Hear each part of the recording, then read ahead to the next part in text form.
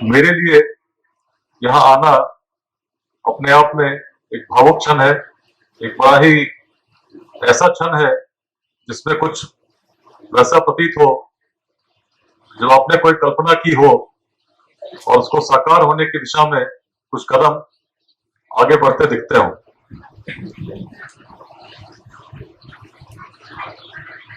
आज से मैं सबसे पहले उससे कि मैं क्या सोच रहा हूं, हम लोग उपस्थित हुए हैं डीपीएस नालंदा के उद्घाटन पर। एक कैंपस पहले ही वर्ष 2017 में तब से प्रारंभ हुई, ज्ञान का विस्तार कर रही है। आज एक और कैंपस इसी प्राचीन भूमि में, उसके उद्घाटन के अवसर पर हम लोग उपस्थित हैं।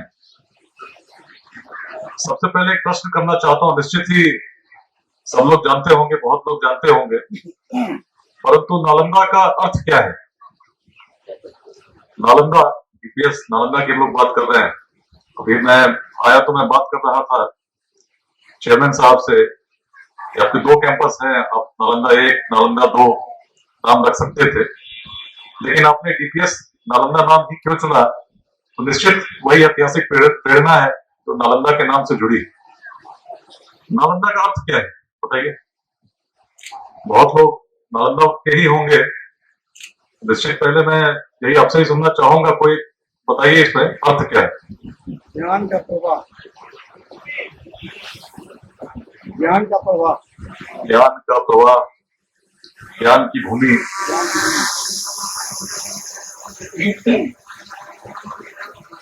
समीप है आप, लेकिन नालंदा का जो वास्तविक अर्थ है निश्चित ज्ञान से जुड़ा है। ना अलम दा, नालम दा।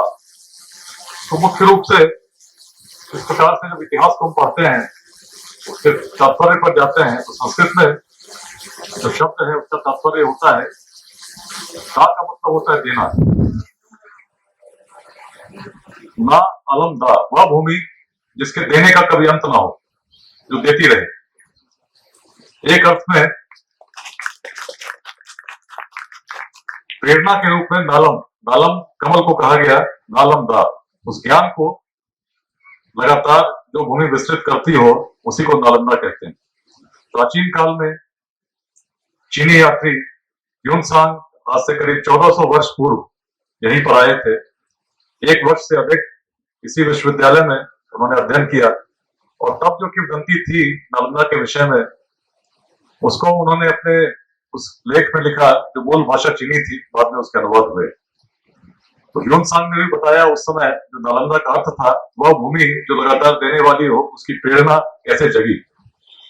कहानी बताते हैं, भगवान बुद्ध किसी पुराने जन्म में जब बोधिसत्व थे तो एक राजा के रूप में नालंदा उनकी राजधानी के रूप में स्थापित हुई और बहुत ही बड़े दानी राजा थे। दान की ऐसी परंपरा थी जो कभी समाप्त नहीं होती थी, निरंतर चलती जाती थी। तो लोगों को जब ऐसे राजा मिले तो धीरे धीरे उस स्थान का नाम, उस राज्य का नाम नालंदा होता चला गया, क्योंकि वहां दान कभी अंत होता ही नहीं था। और व्यक्तिगत रूप से यदि मैं अपने जीवन रूपी यात्रा को देखता हूं तो मैं भी निश्चित ही इस भूमि से प्रभावित हुआ। आज 7 मार्च है, 2021 है। मुझे स्मरण आता है 7 मार्च 1993, 1993 7 फरवरी का, 28 साल 1 वर्ष पूर्व पहली बार मैं नालंदा आया था और एक काफी बड़े समूह के साथ आया था, एक पिकनिक में आया था। उस समय मैं 8वीं कक्षा का छात्र हुआ करता था और शेषों को देखने का अवसर मिला। दिन भर घूमते रहे और भी उस समय के बालक मेरे साथ थे। तरह तरह की प्रतिक्रियाएं सबके मन में थी। कोई खेलने की दृष्टि से उन अवशेषों में घूम रहा था, कोई बड़ी कौतूहल की दृष्टि से देख रहा था, परंतु मैं जब देख रहा था तो बड़े ही एक तुलनात्मक दृष्टिकोण से देख रहा था। जो गाइड हमारे साथ थे वो बता रहे थे किस प्रकार से सुदूर देशों से, चीन से, तिब्बत से, श्रीलंका से, जापान से, कोरिया से लोग पढ़ने यहाँ आते थे। क्या वो भूमि रही होगी जो उन अवशेषों में हम घूमते हैं, किस प्रकार की प्रेरणा रही होगी। उसने उस समय जब मैं गांव में जाता और विद्यार्थियों को देखता तो देखता एक प्रकार की जो परंपरा कभी नालंदा के रूप में विकसित थी, दिखती नहीं। लोग पढ़ाई से बचते हैं, पढ़ाई नहीं करना चाह रहे हैं, किसी भी तरह से परीक्षा में सफल होना चाह रहे हैं, माध्यम जैसे भी हो, मार्ग जैसे भी हो। तो मन को बड़ी बात कचोटती थी। मेरी रुचि इतिहास में और जगती गई। नालंदा से जब मैंने देखा कि हमारी इस भारतवर्ष में, इस हमारी भूमि में ऐसा स्थल विद्यमान है जो प्रेरित करता हो उन पूर्वजों के कृत्यों से कि आज भी कुछ हमें है जो हम कर सकते हैं। मैंने भी ज्ञान अर्जन की दिशा में अपने प्रयास गतिमान किए। उस समय मुझे लगा IIT सबसे अच्छा इंस्टीट्यूशन है पूरे भारत में जहां पढ़ना चाहिए। उस संस्थान के लिए मैंने परिश्रम किया, पहुंचा। और तब जब इतिहास के बारे में चिंतन और बढ़ता गया तो कहीं न कहीं जो मूल प्रेरणा नालंदा के खंडहरों से जगी थी उसने और प्रेरित किया जब बिहार के बारे में मैं सोचता था। नालंदा प्रतीक है उस क्षेत्र का जो ज्ञान देती रही है, मुझे भी उसने दिया, आगे भी देती रहेगी। BPS नालंदा की स्थापना जब मैं देख रहा हूँ, कल्पना कर रहा हूँ आने वाले वर्षों में कितने असंख्य दीप जलेंगे जो पूरे विश्व को प्रकाशित करेंगे। भूमि के नाम को सार्थक करेंगे, देते रहेंगे। छोटे छोटे बच्चों को एरिस्टोटल, हेरोडोटस, अलग अलग नाम के अवार्ड से आज हम लोगों ने सम्मानित किया। तो सहज वो कल्पना मन में जग रही थी। कारण है चूंकि बिहार ज्ञान की भूमि रही है, इसके प्रतीक में हम लोग स्वयं खड़े हैं। और ज्ञान की परंपरा कब से है? जब से भारतवर्ष को हम लोग जानते हैं, प्राचीन से प्राचीन काल में जो सबसे पहला साहित्य मिलता है, वेद मिलते हैं। वेदों से पुराना साहित्य पूरे विश्व में कोई अन्य नहीं है, सबसे प्राचीन ग्रंथ वही। लेकिन उस प्राचीन ग्रंथ में भी सबसे उत्कृष्ट जिस भाग को कहा गया, वेदांत को कहा जाता है। और वेदांत की भूमि बिहार ही है, जहां पर जनक के संवाद, याज्ञवल्क्य के संवाद, अलग अलग प्रकार के संवाद हम पढ़ते हैं। उन पर जब चिंतन करते हैं तो बहुत चीजों को हम पाते हैं जो आसपास चल रहे हैं, जिस चीजों की हम कल्पना कर रहे हैं, कहीं न कहीं बिल्कुल उसी डेफिनेशन में फिट बैठते हैं। उस प्रकार के हमारे पूर्वज थे। उस ज्ञान की परंपरा ने जो आगे वृद्धि प्राप्त की, विस्तार प्राप्त करना शुरू किया, तो बौद्ध धर्म के रूप में, जैन धर्म के रूप में, उनके दर्शन के रूप में स्थापित हुई। उसके विश्वविद्यालय के रूप में करीब 4वीं शताब्दी में समय जो सम्राट थे कुमारगुप्त, उनके समय नालंदा विश्वविद्यालय की स्थापना हुई, चलती गई। ज्ञान का प्रवाह विस्तृत होता गया, ख्याति फैलने लगी, विदेशों से लोग आने लगे। च्योंगसांग ने उस वातावरण का वर्णन किया है जिसमें जब वो बताते हैं किस प्रकार से नालंदा के जो आचार्य थे पूरे विश्व में प्रसिद्ध थे। बताते हैं कि नागार्जुन भी यहीं पढ़े थे, सारीपुत्र जो भगवान बुद्ध के प्रमुख शिष्य थे, उनका जन्म स्थान यही था।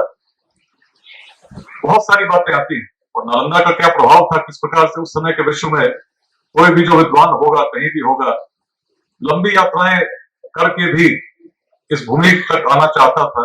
ऐसे अनेकों यात्रियों के वृत्तांत हमको पढ़ने को मिलते हैं। सभी जानते हैं जिस प्रकार प्राचीन ज्ञान का जो स्रोत था विश्वविद्यालयों के रूप में यहाँ स्थापित हुआ, बाद में उसका अंत भी हुआ, किस प्रकार आक्रमण हुए। लेकिन उस प्रवाह को बचाने के लिए तब भी अगर हम मानते हैं कि करीब 1200 ईस्वी के आसपास नालंदा को नष्ट किया गया, उसके करीब 30 वर्ष बाद जब नालंदा के भवनों को जलाया जा चुका था, ध्वस्त कर दिया गया था, तब भी आचार्य राहुल श्रीभद्र, उनके विषय में हम लोग पढ़ते हैं, करीब 90 साधुओं के साथ इन्हीं नालंदा के खंडहरों में छुपकर तब भी ज्ञान के प्रकाश को प्रवाहित करने का कार्य करने का प्रयास कर रहे थे। तिब्बती लेखक के धर्म स्वामी, उन्होंने बताया इस प्रकार से उस परिस्थिति में भी जब सब कुछ विपरीत था, उस ज्ञान के प्रकाश को इसीलिए बढ़ाने का प्रयास उनके द्वारा किया गया क्योंकि भूमि देती रही, वो प्रवाह बंद नहीं। तो आज जो हम लोग देख रहे हैं उस प्रवाह को, और नालंदा में आज विश्वविद्यालय स्थापित है आधुनिक, और BPS पूरे भारत में जहां जहां भी स्थापित हुई है, बहुत अच्छी क्वालिटी के साथ शिक्षा को देने का कार्य कर रही है। तो नालंदा जिले में 2 डीपीएस के 2 ब्रांच खुले निश्चित ही बहुत ही शुभ संकेत हैं और आने वाले समय में जितनी ऊर्जा हमारे पूर्वजों की थी आज के वंशजों में उसकी कमी तो है नहीं, परंतु प्रखर रूप प्राप्त करे, विश्व को प्रकाशित करे, निश्चित ही इस विद्यालय की भूमिका अवश्य होगी। ज्ञान की भूमि थी, शौर्य की भूमि थी। सभी जानते हैं किस प्रकार अखंड भारत का साम्राज्य कभी पाटलिपुत्र से चला, जब तकनीक विकसित नहीं थे, मार्ग विकसित नहीं थे, संचार के माध्यम विकसित नहीं थे, ऐसी भूमि थी। और जो नालंदा के रहने वाले हैं वो तो उससे पुराने समय को याद करते हैं। उस समय को तो याद करते ही हैं जब अलेक्जेंडर का आक्रमण, जिसको अलेक्जेंडर कहते हैं, आया था और मगध के प्रभाव में गंगा तक यूनान की सेना के साथ वो नहीं पहुंच सके, क्योंकि उस समय की ऐसी किंवदंती थी कि मगध इतना शक्तिशाली है कि जब सेनाएं चलती हैं तो उनके धूल में सूर्य भी छुप जाता है। ये मगध उस समय का था। उससे भी प्राचीन काल में जब महाभारत में हम जाते हैं तो राजगीर की बात करते हैं तो जरासंध की कथा का स्मरण आता है, जिसके विषय में भगवान श्री कृष्ण स्वयं कहते हैं कि जरासंध के प्रभाव के कारण अपनी राजधानी को मथुरा से उन्हें द्वारका की ओर स्थानांतरित करना पड़ गया। वैसे शौर्य की भूमि का प्रतीक भी इस ज्ञान की भूमि करती है। उद्यमिता की बात करें, भगवान बुद्ध के समय ही भीमसेन ने जो कहानी कथा बताई है, जो नालंदा की भूमि थी, जब गौतम बुद्ध आए तो 100 ऐसे उस समय के व्यवसायी थे, सैनिक थे, जिन्होंने स्वर्ण मुद्राएं इकट्ठा की और भूमि बिहार की स्थापना के लिए भगवान बुद्ध को दान में दिया। 3 माह तक गौतम बुद्ध यहीं रहे, ऐसी कथा का उल्लेख भीमसेन द्वारा किया जाता है। बताता है कि किस प्रकार लोग अपने व्यवसाय से हटकर कुछ अलग करने के लिए सदैव प्रेरित रहते थे। उस प्रेरणा को जब हम देखते हैं सुदूर दक्षिण पूर्वी एशिया में, तो चंपा नाम से देखते हैं, अलग अलग नगरों के नाम से देखते हैं। और चंपा कुछ नहीं, भागलपुर में प्राचीन अवशेष उसके आज भी मिलते हैं। लेकिन जब व्यापारी आते थे, कल्पना कर सकते हैं उस प्राचीन काल में हम क्या थे। अब यदि बीच में कहीं कुछ हुआ तो क्यों हुआ, क्यों ऐसा हुआ? जब इतनी प्राचीन प्रेरणा थी, ज्ञान में हम उत्कृष्ट थे, उस काल में जब शेष विश्व में ऐसा नहीं था। शौर्य की बात करें तो थी, अलेक्जेंडर तक को भागना पड़ गया था। और जब यूनान लौट रहे थे तो रास्ते में ही मार्ग में कहीं सिंध के आसपास एक तीर आकर लगा, जख्मी हुए और जख्म की जो प्रतिक्रिया हुई यूनान तक पहुंच नहीं सकी। इतिहास बताता है, वर्णित करता है, अनेक इतिहासकारों ने लिखा है। ऐसी भूमि रही। उद्यमिता की बात इतिहास स्वतः स्पष्ट करता है। लेकिन जब उस काल की हम कल्पना करते हैं, देखते हैं, तो कहीं ना कहीं अर्थशास्त्र का स्मरण आता है, जिसमें सभी चीजों में सामंजस्य दिखता है। जो शासक है धर्म की भी बात करता है, साथ साथ शौर्य की भी बात करता है। एक सामंजस्य है। जब शास्त्रों की बात होती है तो शस्त्रों की भी चर्चा होती है। दोनों को अलग अलग भूमिकाओं में नहीं देखा जाता। कल्पना यह है कि शास्त्र और शस्त्र एक दूसरे का रक्षण करते हैं। अलग अलग यदि कोई शासक किसी एक बिंदु पर चले, दूसरे को छोड़ दे, तो शासन व्यवस्था बहुत देर तक नहीं चलेगी। संस्कृतियों को हमने देखा, अनेक संस्कृतियां केवल धर्म पर आधारित है। दार्शनिकों को हमने सुना जो केवल कहते हैं कि मनुष्य का जीवन अर्थ पर आधारित है, जैसे कार्ल मार्क्स की हम लोग बात करते हैं। सिगमंड फ्राइड को पढ़ते हैं तो जीवन केवल डिजायर, काम, उस पर आधारित है। मोक्ष की बात तो किसी ने की ही नहीं। लेकिन बहुत प्राचीन काल में एक सामंजस्य बैठाने के लिए अलग अलग कल्पनाओं में जीवन की सार्थकता कैसे हो, 4 पुरुषार्थों की कल्पना हम करते हुए पाते हैं। धर्म, अर्थ, काम, मोक्ष, और एक किस क्रम में होना चाहिए उसका भी एक प्रयास है। तात्पर्य यह है कि जब कोई भूमि अपने उत्कृष्टता को प्राप्त करती है तो उसका कारण होता है वैचारिक रूप से जो चिंतन होता है, उसमें एक सामंजस्य स्थापित करने का प्रयास होता है, एक एकात्मता को स्थापित करने का प्रयास होता है, और सारी विभिन्नताओं को जोड़ती हुई एक एकता को स्थापित करने का प्रयास होता है। जब इसमें कमी होती है तो व्यवस्था कमजोर होती है और धीरे धीरे ध्वस्त होती है। कुछ ऐसा ही जब इतिहास को हम देखेंगे वो हुआ जब दिग्भ्रमित होने की स्थिति आई। शासकों में भी कुछ शासक ऐसे निकले जिन्होंने किसी एक ध्येय को लेकर चलना शुरू किया और अतिवाद पर चले गए। और जब अति होती है, जिस भूमि में गौतम बुद्ध ने स्वयं सारे मार्गों को देखकर मध्य मार्ग बताया हो, उसमें यदि शासक जब भी उसने अतिवाद किया, व्यवस्था ध्वस्त हुई। कुछ न कुछ कमी इस प्रकार के इतिहास में रही जिसके कारण जो प्राचीन काल की प्रेरणा थी आगे नहीं बढ़ी, लेकिन बीज रूप में सदैव विद्यमान रही। प्रयास चलते रहे अलग अलग प्रकार के कि प्रेरणा ध्वस्त ना हो, गतिमान रहे। तो जब मैं आज से 28 साल पूर्व नालंदा आया था तो मैंने भी कुछ ग्रहण किया उस भूमि से जो सदैव प्रेरणा देती है, ज्ञान का प्रवाह करती है।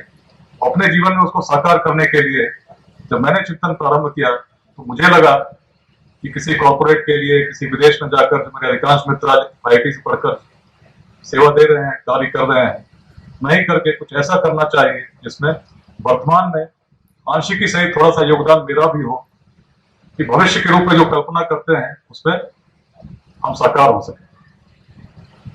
और ये कल्पना ज्ञान से ही आती है, ज्ञान रूपी चिंतन से ही आती है, जिस प्रेरणा का प्रतीक नालंदा है।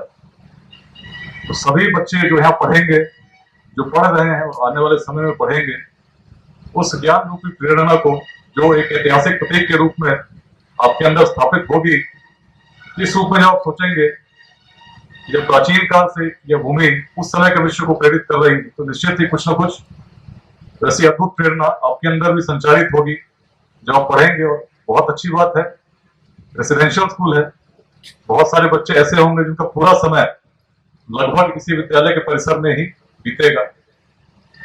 उस प्रवाह को, उस संकेत को बहुत गहनता से जब अनुभव करेंगे तो निश्चित ही आने वाले समय में उनके व्यक्तित्व पर उसका जो प्रभाव पड़ेगा वो दूसरों को अवश्य प्रेरित करेंगे। तो जब 1993 में मैं आया था, उस समय जो परिस्थिति थी, मुझे उसने कुछ करने को इसलिए प्रेरित किया क्योंकि मुझे लगता था कि जो परंपरा कभी इतिहास में थी आज के विद्यार्थियों में नहीं दिखती।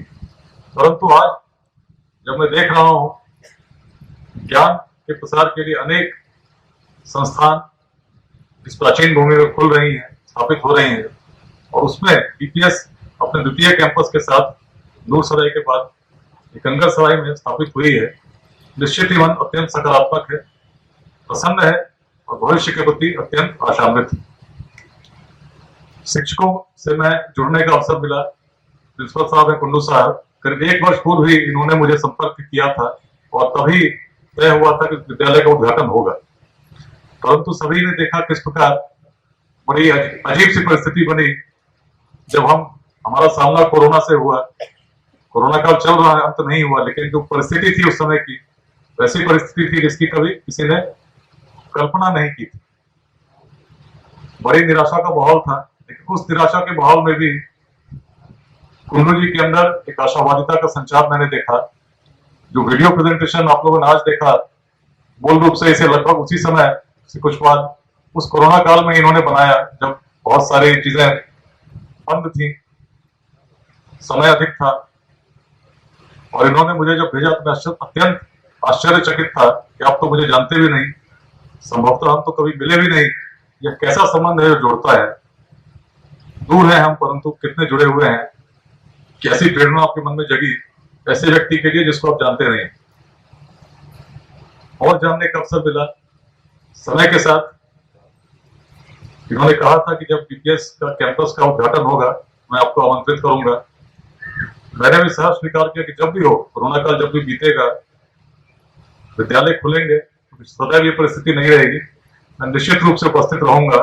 और आज जब आप कोई वादा करें, कोई बात कहें, वो पूर्णता प्राप्त करे, तो निश्चित ही अत्यंत संतुष्टि मिलती है। आकर बहुत प्रसन्न हूं। सभी अभिभावकों को भी देख रहा हूं, विद्यार्थियों को भी देख पा रहा हूं। उनसे भी कहना चाहता हूं, जो बात कही गई कि केवल वहीं तक मत सोचें कि कोई व्यक्ति केवल IAS, IPS, IIT इत्यादि जो नाम अधिक प्रचलित हैं, वैसे वही सफलता है। व्यक्तित्व का पूर्ण विकास ही सफलता है। यदि आपके बच्चे में कोई प्रतिभा ऐसी हो जो विश्व स्तर पर प्रसिद्धि प्राप्त कर सकती है, तो केवल इसलिए उसको नहीं पढ़ने देते हैं कई बार कि आपको लगता है कि मेरे बच्चे को ऐसा करना चाहिए। अपने बच्चे को ध्यान से समझकर जो भी नैसर्गिक प्रतिभा है उसको निखारने में उसका सहयोग करना भी अभिभावक का धर्म है, कर्तव्य है। अपने दायित्व को अच्छे से समझना होगा। और जो बातें मैंने सुनी, जिस प्रकार के अवार्ड्स के नाम सुने, निश्चित ही बहुत अच्छी प्रेरणा के साथ यहाँ के शिक्षक कार्य कर रहे हैं, इसको कहने में मुझे कोई संकोच नहीं। बहुत अच्छी जगह पर हैं। आपके सहयोग से, शिक्षकों के सहयोग से, विद्यालय परिवार के मार्गदर्शन में उज्जवल भविष्य को आपके विद्यार्थी, आपके बच्चे प्राप्त करें, यही मैं शुभकामना देना चाहता हूं। और मंगल कामना यह भी करूंगा कि आने वाले समय में जिस प्रकार ज्ञान की ज्योति के लिए यह भूमि देती रही है, विश्व को प्रकाशित करती रही है, उस कड़ी में यह विद्यालय उसको और प्रकाशवान करने में निश्चित अपनी भूमिका सिद्ध करे। सभी को हार्दिक शुभकामनाएं। धन्यवाद। जय हिंद।